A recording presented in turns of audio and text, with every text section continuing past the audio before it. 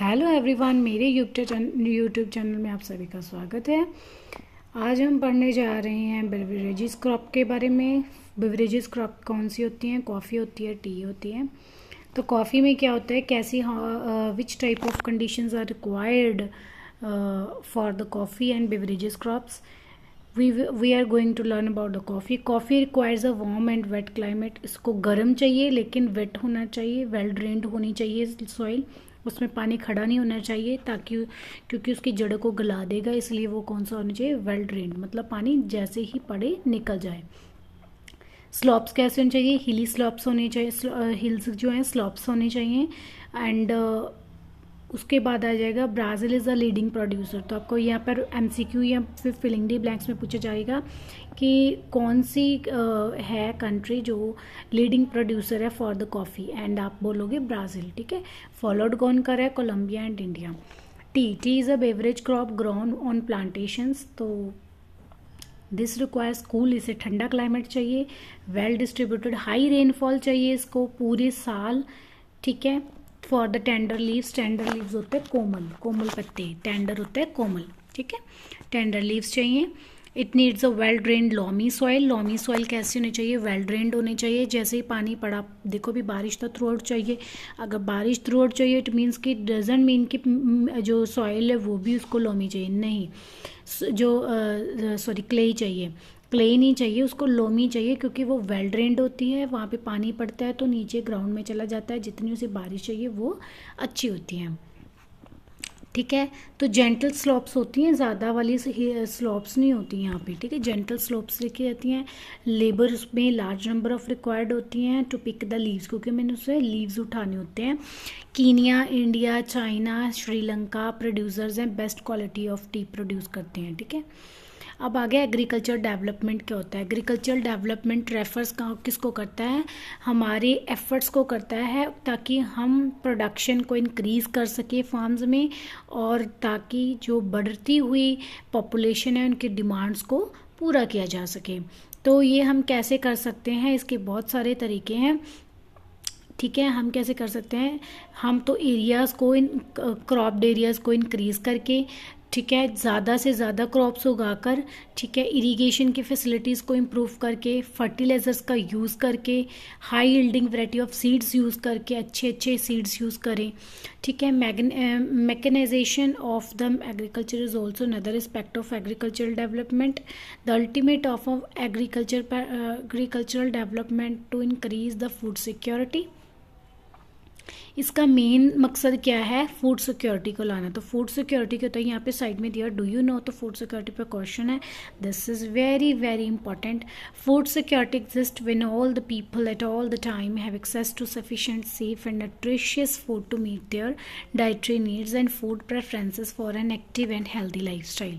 Food security होता है कि हर इंसान के लिए, हर पीपल के लिए, हर टाइम अच्छा और सेहतमंद जो है, अच्छा और न्यूट्रिशियस फूड जो है उसे मिल सके, उसकी ज़रूरत को पूरा कर सकें।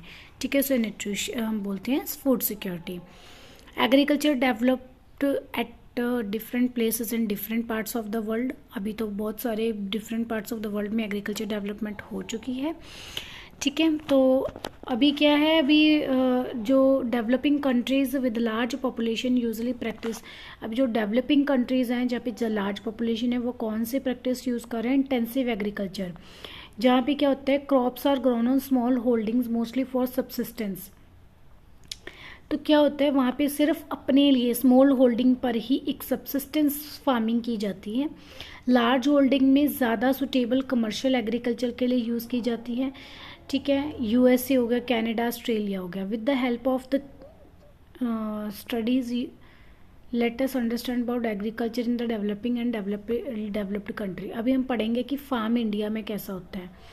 ठीक है। कहते हैं कि एक बहुत ही एक स्टोरी टाइप गिवन है यहाँ पे। कहते एक विलेज था, अदीलाबाद, गाजीपुर में, डिस्ट्रिक्ट ऑफ उत्तर प्रदेश। मुन्ना लाल एक छोटा सा फार्मर था। ठीक है। उसका 1.5 हेक्टेयर का फार्म लैंड था, एंड उसका घर भी उसका मेन विलेज में ही था। तो उसने क्या किया, he purchases high yielding variety of seeds वो हमेशा क्या करता था, हमेशा ही अच्छे वैरायटी ऑफ सीड्स करता था मार्केट में, जहाँ पर हर साल अल्टरनेट आते हैं। And land is fertile and grows at least 2 crops in a year. ठीक है, उसे फर्टाइल करता था तो एटलीस्ट साल में 2 तो फसलें उगाता था। ठीक है, लाइक नॉर्मली जैसे वीट राइस के साथ पल्सेस उगा लेता था। ठीक है, farmer takes advice of his friend. तो फार्मर ने अपने फ्रेंड से एडवाइस ली, अपने बड़ों से एडवाइस ली कि government agriculture officers regarding farming practices. He takes a tractor, उसने रेंट पे ट्रैक्टर ले लिया, उसने प्लो किया फील्ड को। उसके समय अपने फ्रेंड को, स्टिल उसका फ्रेंड जो था ट्रेडिशनल मेथड यूज़ कर रहा था, वो कर रहा था बलक्स वगैरह यूज़ कर रहा था, जैसे ये साइड में दिया हुआ है। ठीक है, प्लोइंग फील्ड, ये बलक कार्ट यूज़ कर रहा था। And there is a tubewell in the near by field which he takes on rent to irrigate his field. तो वहाँ पे एक ना इरीगेशन के लिए एक क्या कहते हैं ट्यूबवेल था जो उसने रेंट पे ले लिया था। तो मुन्ना लाल ने क्या किया, उसके पास 2 बफेलोज थी, कुछ उसके पास हैंस भी थे, तो वो मिल्क को, दूध को भी बेचता था। ठीक है, in the corporate store located in the near bye town. He is a member of cooperative society का वो मेंबर भी था।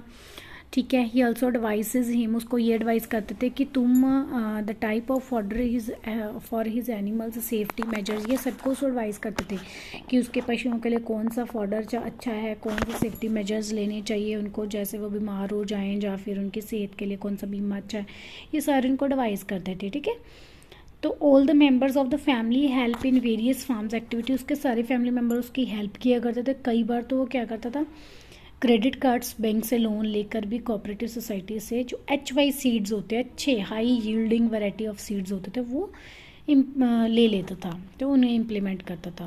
तो अपने प्रोड्यूस को सेल कर देता था, मंडी में बेच कर आता था।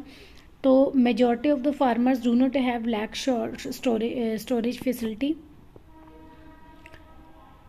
Since majority of the farmers do not have lack storage facilities, उनके पास मतलब majority of farmer के पास जो हैं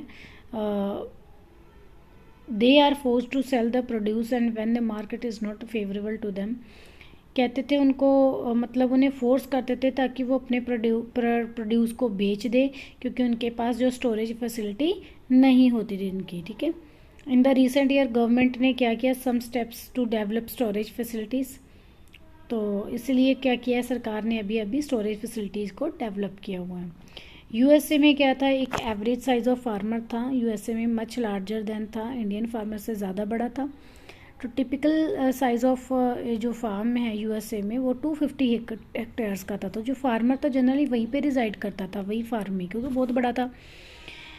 वो कौन सी क्रॉप्स उगाता था, corn, soybean, wheat, cotton, sugar beet. ठीक है, तो जो हॉरन एक फार्मर था, उसने मिडवेस्ट USA में लोवा स्टेट ओन उसका अपना था 300 हेक्टेयर का ऑफ लैंड।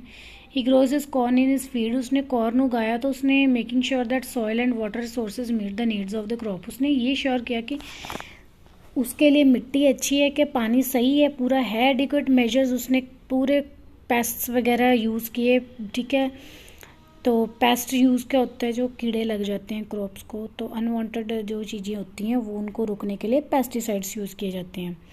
तो उसने अपने सीड्स को टाइम टू टाइम सैंपल को लेबोरेटरी में भेजा।